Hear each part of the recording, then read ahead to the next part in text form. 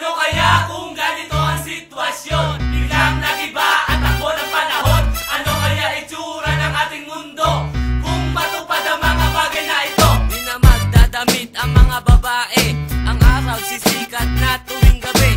Pwede na ngayon mamangka sa bukid, jeep na ang sasakyan sa Himpapawid. Titira na sa impyerno si San Pedro. Pwede nang ipampasada ngayon ang UFO. Pusa na ngayon ang tawag sa daga. Ang mga Hapon Tagalog na magsalita, magkasing laki na langgam at elepante.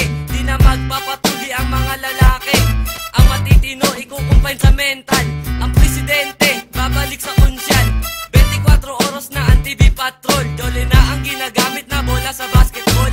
Ang mga lalaki pwede nang mabuntis at magpapakista na mga tunggalo artist. Ano kaya kung ganito ang sitwasyon? Biglang nagiba ang takbo ng panahon. Ano kaya itsura ng ating mundo kung matupad ang mga bagay na ito? Ano kaya kung ganito ang sitwasyon? Biglang nagiba ang takbo ng panahon. Ano kaya itsura ng ating mundo kung matupad ang mga bagay na ito?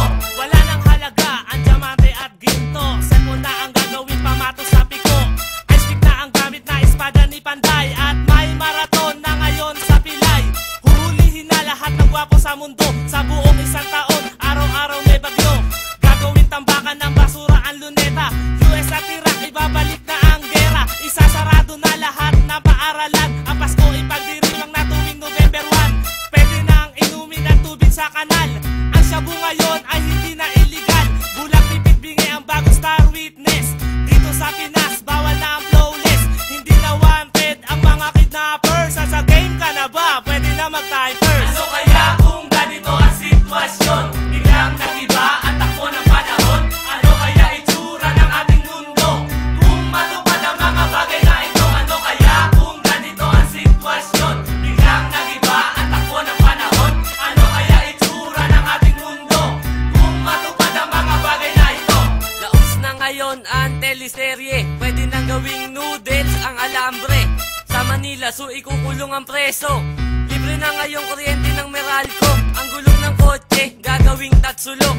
Ang mga bulkan minuto puputok. Ang mga Kristiyano, sasapi sa kulto. At paatras na tumakbo ang kabayo. Pwede na ngayon, sungkitin ang bituin. Sa boxing, referee na ang susuntukin. Ang mga bansa wala ng presidente. At toyo na ang gagamiting tubig sa kape. Kung matulog na ang tao, ngayon nakatayo. Ang daan puro diretso, walang liko-liko. Ang bato di na panghilod, gagawin sabon. At ang brief isusuot na sa labas ng pantalon. Ang dog food, gagawin ang appetite. At pwede na rin tumawid sa green light. Si Algosi na ngayon ang bagong national hero. Sa gera, si Bat na ang gamit na sundalo. Nakatihaya nang humiga ang mga kuba. Lalaki na ngayon ang humahada sa bakla. Mabilis nang maglakad ang pagong. At ang bagong pambansang bulaklak ay kangkong. Ano kaya